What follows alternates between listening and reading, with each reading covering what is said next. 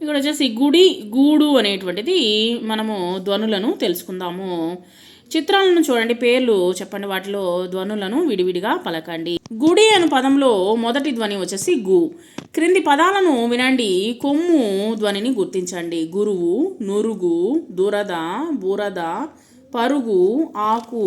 తర్వాత కొమ్ము దీర్ఘాన్ని చూద్దాము. గూడు. గూడు అను పదంలో మొదటి ధ్వని ఏమిటి? క్రింది పదాలను వినండి.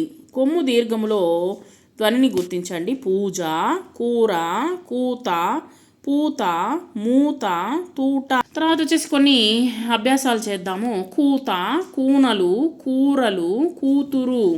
తర్వాత ఇక్కడ చూడండి, నేను చదువుతా అనేటువంటి పదంలో వచ్చేసి ఇక్కడ కాకి గూడు, గురువు మాట, చిలక పలుకు, కూజా నీరు.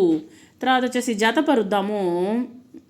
ఇక్కడ దీర్ఘము, గుడి దీర్ఘము, కొమ్ము దీర్ఘానికి మీరు చక్కగా వచ్చేసి వీటిని రాయండి. తర్వాత వచ్చేసి ఇక్కడ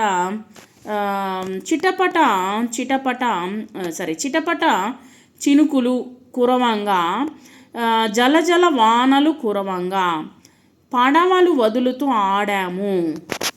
తర్వాత చిత్రాన్ని చూసి సంభాషించండి. ఆ బొమ్మలో వచ్చేసి ఒక బాలిక, ఒక పూరి గురిసె, సీతాకోక చిలుకలు, తర్వాత వచ్చేసి పిల్లి, ఉడుత, చెట్లు, కొండలు, పచ్చని గడ్డి కనిపిస్తూ ఉన్నాయి. మేఘాలు కూడా కనిపిస్తూ ఉన్నాయన్నమాట ఆ బొమ్మలో.